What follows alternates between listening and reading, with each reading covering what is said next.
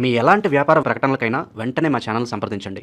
అందరికీ నమస్కారం. నేను శిరీష. ఈరోజు మనతో పాటు ఉన్నారు ప్రముఖ తంత్ర జ్యోతిష్యులు, జ్యోతిష రత్న, జ్యోతిష సామ్రాట్ చింత రుక్మందర్రావు గారు. గురుగారితో మాట్లాడదాం. గురుగారు నమస్కారం. మాతృదేవ భవ, పితృదేవ భవ, ఆచార్య దేవ భవ. ఓం నమో మాందేశ్వరాయ నమః. గురుగారు, చూస్తుండగానే 2025 అయిపోయింది. సో మనం నూతన సంవత్సరం, ఆంగ్ల సంవత్సరం 2026కి వచ్చేసాం. సో ముఖ్యంగా చూసుకుంటే ఈ కన్యా రాశి వారికి ఈ ఇయర్ మొత్తం ఎలా ఉండబోతుంది అంటారు? ఎలాంటి జాగ్రత్తలు తీసుకోవచ్చు అంటారు? అలాగే ఆర్థిక పరంగా, ఆరోగ్య పరంగా ఎలా ఉంటుంది? ఏ దైవాన్ని పూజించమంటారు? ఈ 2026 సంవత్సరం ఆంగ్ల సంవత్సరం జనవరి నుంచి డిసెంబర్ వరకు ద్వాదశ రాశుల్లో భాగంగా కన్యారాశి వారికి ఎలా ఉందంటే, ఆ రాశి గురించి చెప్పుకునే ముందు ఆ రాశి యొక్క ప్రత్యేకత కొంచెం మనం చెప్పుకుందాము. కన్యా రాశి, కన్యా అంటే ఏమి?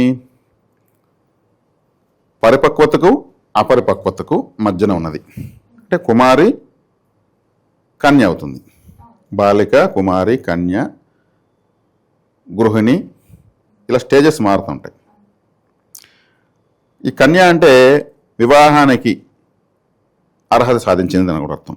అంటే పరిపక్వత ఉండదు. మళ్ళీ వివాహ జీవితంలోకి వెళ్ళిన తర్వాత మళ్ళీ వచ్చే పరిపక్వత, ఆ పరిపక్వత ఈ కన్య అన్నాక ఉండదు కదా. అంటే ఎలిజిబిలిటీ ఉంటుంది, అటెండ్ నాలెడ్జ్ ఉండదు. అంటే 50-50, అంటే చైల్డిష్ మెంటాలిటీకి ఉంటుంది, అప్డేటెడ్ నాలెడ్జ్ ఉంటుంది. చాలా సున్నితంగా ఉంటుంది రాశి, చాలా పౌరుషంగా ఉంటుంది. అందుకే చాలామంది ఎక్కువ మాడితే శాపాలు పెడతారు వీళ్ళు.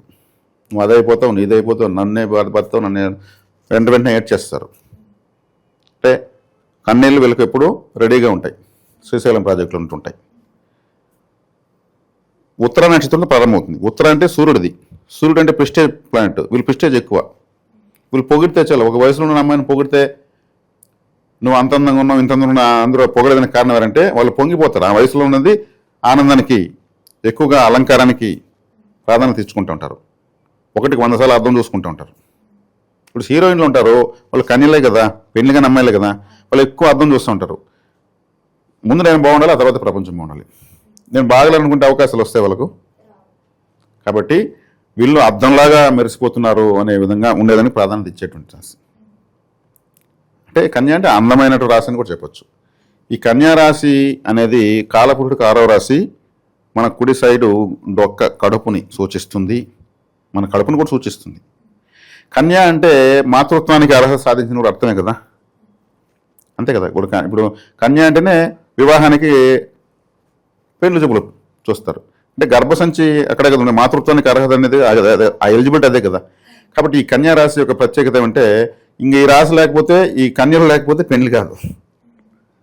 ఇప్పుడు నేను ప్రతి రాశికి ప్రపంచ స్థాయి ప్రత్యేకతను చెప్తున్నాను. ప్రాధాన్యత ఎక్కువ వీళ్ళకే ఉంటుంది. ఈరోజు అమ్మాయిలు దొరకకుండా అల్లాడి ఆకులు వేస్తున్నారు, మామూలు డిమాండ్ కాదు. కాబట్టి స్త్రీ యొక్క ప్రాధాన్యత, స్త్రీ లేకపోతే ఇంక లేదు. స్త్రీ లేకపోతే ఇంక సమస్య సృష్టి లేదు. అంత ప్రాధాన్యత కలిగినటువంటి రాశి. ఈ రాశిలో పుట్టిన వాళ్ళకు కడుపు నొప్పి రావడము, గ్యాస్ట్రిక్ ప్రాబ్లం ఉండడము, అజీర్ణం ఉండడము ఆ కారకత్వాన్ని సూచిస్తుంది. కాబట్టి ఈ రాశి వాళ్ళకి అప్పు కలిసి వస్తుంది.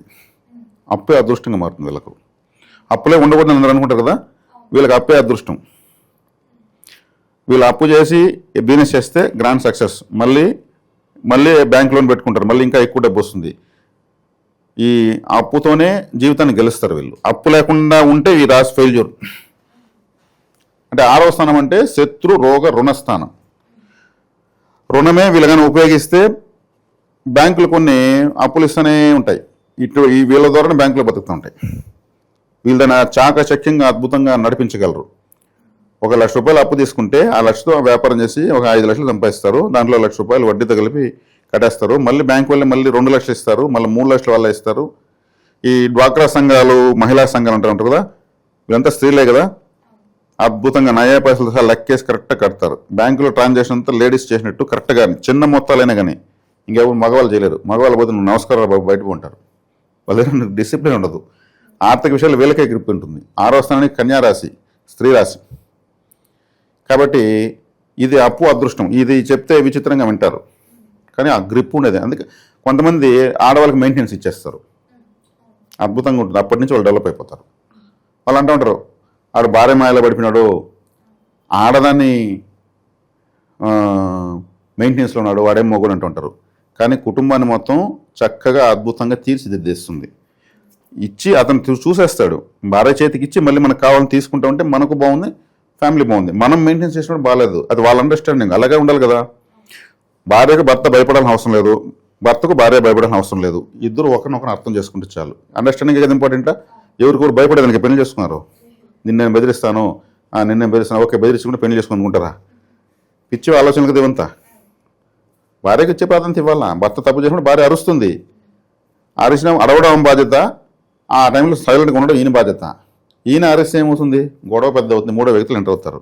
ఆమె తప్పు చెప్పినప్పుడు ఈయన అరవాలి, ఆమె అప్పుడు సైలెంట్గా ఉండాలి. అయ్యో నేను తప్పు చేస్తాను, మా ఆయన అరుస్తాడు అని అంటూ ఉంటారు. అయ్యో మా భార్య చెప్పకుండా చేస్తే నా వల్ల కాదువా నేను వీళ్ళు అంటూ ఉంటారు. అదే అండర్స్టాండింగ్.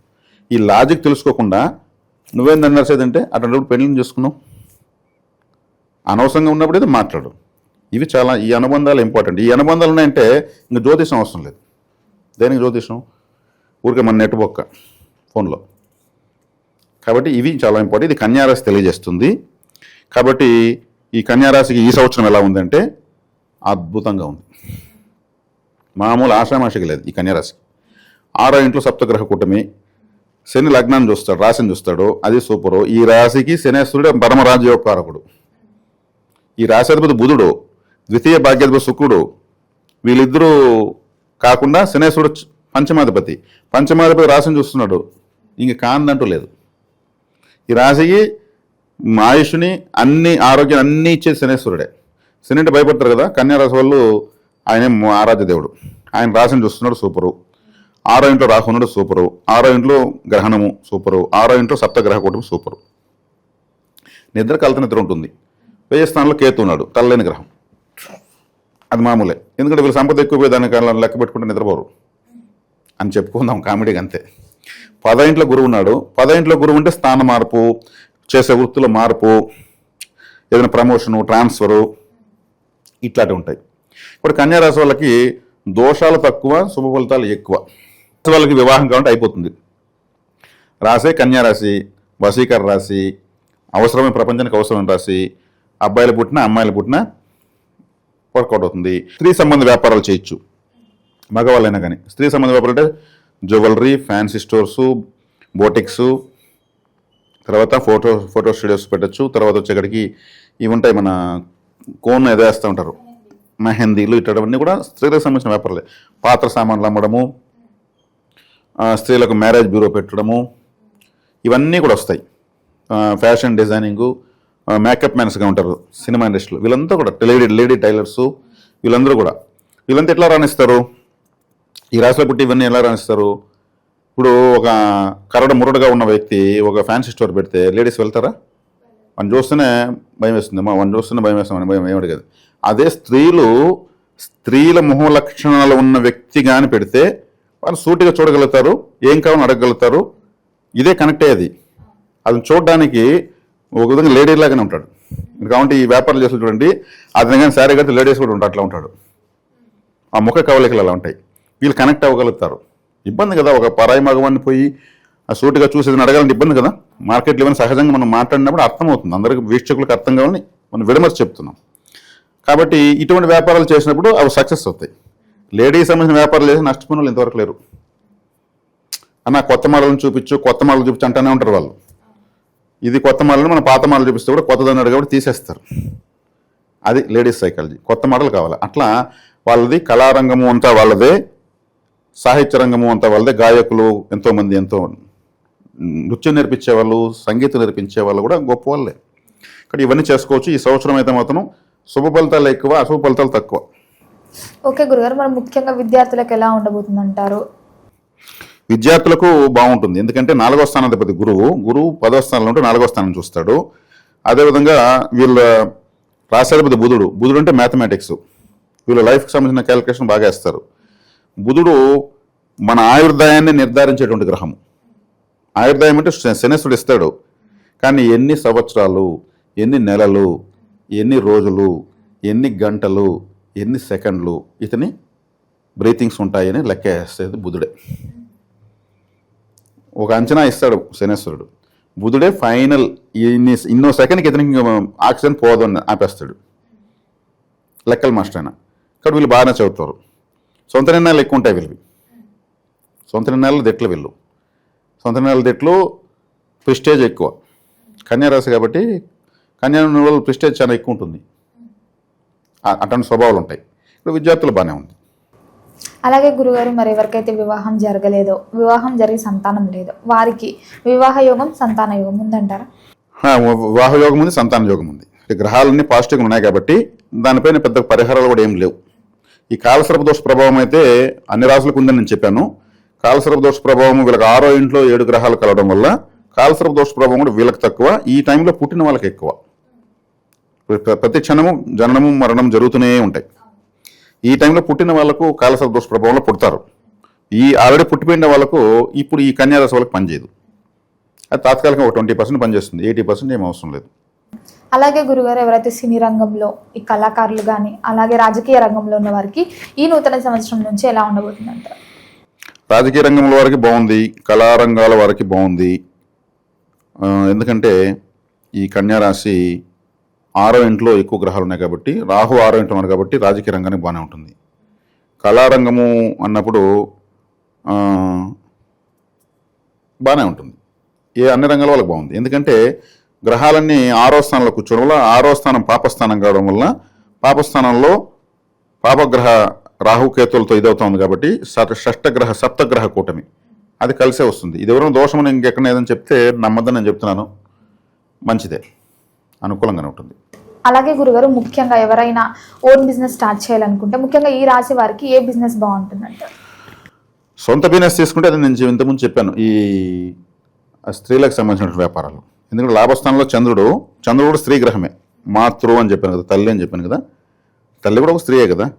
కన్యారాశి ఇది స్త్రీనే కాబట్టి స్త్రీలకు సంబంధించిన వ్యాపారాలు ఏదైనా స్టార్ట్ చేసుకోవచ్చు, వాళ్ళ సామర్థ్యం తగినట్లు. అలాగే గురుగారు, గృహయోగం, వాహన యోగం ఉందంటారా? గృహ వాహన యోగాలు ఉన్నాయి. ఎందుకంటే శని చూస్తాడు, చతుర్థాధిపతి చతుర్థాన్ని చూస్తాడు. వాహన యోగం, విద్యాయోగం బాగున్నాయి.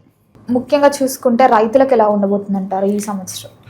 రైతులకు సంబంధించిన గ్రహము శ్రామిక గ్రహమైనటువంటి శనేశ్వరుడు రాశిని చూడడం వల్ల రైతులకు బాగానే ఉంటుంది. మొత్తం పైన ఒకవేళ తీవ్ర నష్టాలు వచ్చినా కానీ పెద్దగా రావు వీళ్ళకి, మాత్రం తక్కువ నష్టాలు తప్పించుకుంటారు, లేదంటే బెనిఫిట్లోకి వెళ్ళిపోతారు. ఈ ఇయర్ అంతా ఇంకా అనుకూలంగా ఉంటే ఏ దైవాన్ని పూజించమంటారు, ఎలాంటి పరిహారాలు చేసుకోవచ్చు అంటారు? వీళ్ళు ఈ సంవత్సరము అంతా కూడా బాగుండాలంటే ఎక్కువగా శివారాధన, ప్రతి ఒక్క రాశికి నేను శివారాధన చెప్తున్నాను, శివారాధన చేసుకోవచ్చు.